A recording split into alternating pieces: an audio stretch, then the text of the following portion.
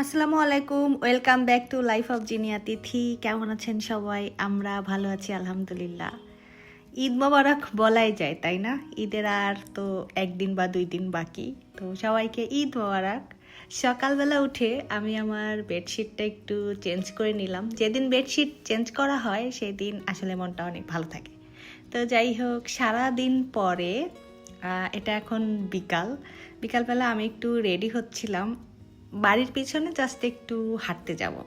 তো যেহেতু সবুজ একটা কম্বিনেশনের ড্রেস পরছি, ইচ্ছা করলো, আমার কাছে তো সবুজ চুড়িগুলো আছে, তো আমি একটু চুড়ি পরি।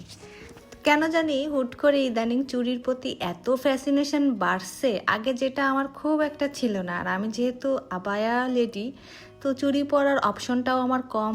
3 পিস খুব একটা পরা হয় না, শাড়ি তো একদম পরা হয় না বললেই চলে। তো চুড়ি আসলে ওইভাবে মেনটেন করা হয় না, বাট তবুও ইদানিং চুড়ির প্রতি এত দুর্বলতা বাড়ছে, ইদানিং টুকটাক করে আমি একটু চুড়িও কিনতেছি। তো যাই হোক, যেগুলো কিনছি ওগুলো আমি আসলে পরে দেখাবো। চলেন একটু ঘুরে আসি বাড়ির পেছনে। আর বাড়িতে মানে প্রতিবেশী বলা যায়, তো ওনাদের বাড়িতে গেলাম হাঁটতে হাঁটতে, তো দেখলাম এখানে করমচা আসলে খুব একটা খাওয়া হয় না। তো গাছ থেকে পেড়ে যে কোনো ফলই খেতে আসলে অসাধারণ। তো একটা করমচা ছিঁড়ে আমি একটু খাচ্ছিলাম, বাট এত টক ভাইরে ভাই। তো ওর পর একটা পিচ্চিকে নিয়ে আমি আমাদের বাড়ির পিছনটাতে একটু হাঁটতে গেলাম। এটা আমাদের বাড়ির পিছনে। ছোটবেলাতে এইদিকে কত আসছি, কত এখানে খেলছি সবাই মিলে। এখন আসলে আসাও হয় না, বাড়ি থেকে বের হওয়া হয় না। আর ঢাকায় মুভ হওয়ার পর থেকে আসলে তেমন একটা বাড়িতে আসলেও খুব একটা এদিকে আসা হয় না। তো অনেক দিন পর ইচ্ছা হলো একটু ঘুরে আসি, একটু হেঁটে আসি। বাসায় থাকতে থাকতে বোর হয়ে যাচ্ছে, আর এত গরম পড়ছে। যদিও এবার আসার আগে প্ল্যান করে আসছিলাম ফ্রেন্ডরা মিলে অনেক জায়গায় ঘুরতে যাব, ওভাবে আমি সব প্ল্যান করে আসছিলাম, বাট এত গরম কেউ বাসা থেকেই বের হইতেছে না। তো বাধ্য হয়েই আসলে আমি চিন্তা করলাম, আচ্ছা এবার আসার পর একদিনও কোথাও যাই নাই, একটু হাঁটাহাঁটি করে আসি। আর এরকম নেচারের জায়গায় আসতে কার না ভালো লাগে, বাট এত গরম ছিল। যদিও আগের দিন একটু বৃষ্টি হয়েছে, তার জন্য একটু মানে গরমটা কম বলবো না, গরম আসলে কোনো দিক থেকেই কমে নাই। মানে কি আর অবস্থা, মানে আপনাদের কি অবস্থা? গরমে তো একদম শেষ ভাই। ঢাকায় এত গরম না, মানে আমার মনে হচ্ছে আর 2 দিন পরে আসলেই ভালো হতো। যদিও নিজ বাড়িতে যেখানে বড় হয়েছে এখানে সব ঢঙের কথা চলে না, বাট গরমে আসলে অতিষ্ঠ। কতক্ষণ ভাই এসির ভিতরে থাকা যায় বলেন তো? মানে 24 ঘন্টা কি এসির মধ্যে থাকা যায়? বের তো হইতে হয়, রান্নাঘরে যাইতে হয়, ডাইনিংয়ে যাইতে হয়। পুরো বাড়ি তো আর সেন্ট্রাল এসি না, তাই না? গরম তো লাগবেই। তো এনিওয়ে, বাসায় এসে আমি চিন্তা করলাম যে আমি যেহেতু মানে রেডি আছি, তো আমি আমার ঈদ শপিংটা আপনাদের সাথে শেয়ার করি। এবার ওভাবে কোরবানিতে তো আসলে ওইভাবে খুব একটা কেনাকাটা করা হয় না, টুকটাক যেটা কিনছি ওটাই শেয়ার করা হয় না, তো ওটা শেয়ার করলাম।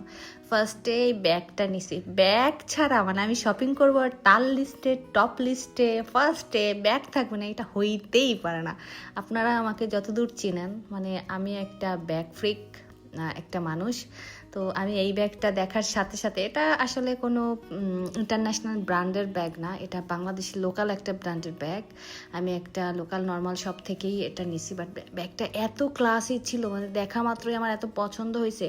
যদিও আমার ব্যাগ কেনার কোনো ইন্টেনশন ছিল না, কোনো প্ল্যানও ছিল না। যদিও আমি ব্যাগ সবসময় একটু প্ল্যান করে ভেবে চিনতে তারপরে কেনার ট্রাই করি, না হলে আমার কমন হয়ে যায়। তো আমি আসলে কমন ব্যাগ খুব একটা পছন্দ করি না, বাট এই ব্যাগটা দেখার সাথে সাথেই আমি নিয়ে ফেলছি। এটা ক্রিম আর ব্ল্যাকের একটা কম্বিনেশন ছিল, এত ক্লাসি লাগতেছিল এটা ভাই।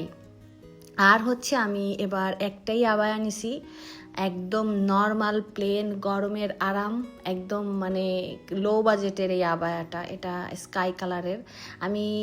আমার একটা স্কাই কালারের আবায়া ছিল, সেটা আনফর্চুনেটলি আমার ঢাকার বুয়া ওটার মানে বাঁশ দিয়ে দিছে, নষ্ট করে ফেলছে।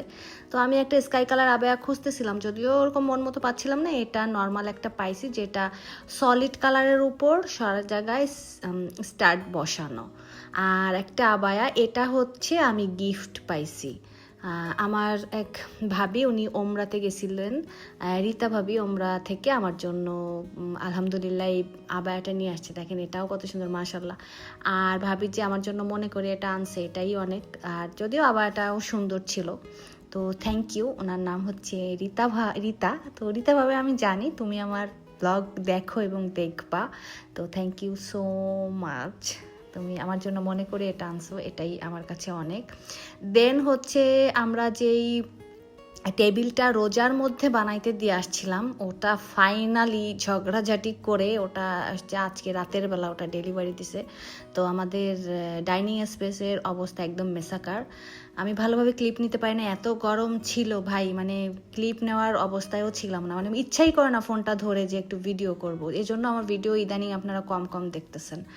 আর আমাদের এই যে টেবিলটা আমরা মার্বেলের টেবিল নিছি, আর হচ্ছে 8 চেয়ারের টেবিল নিছি, কারণ আমাদের ডাইনিং স্পেসটা এত বড় যে এখানে 8 চেয়ার টেবিলটা দিলে খুব ভালো লাগবে আর কি। তো কেমন হয়েছে জানাবেন। আমরা টোটাল হচ্ছে মার্বেলের টপটা মার্বেলের নিছি। আর এই তো, সবাই ভালো থাকবেন, আল্লাহ হাফেজ।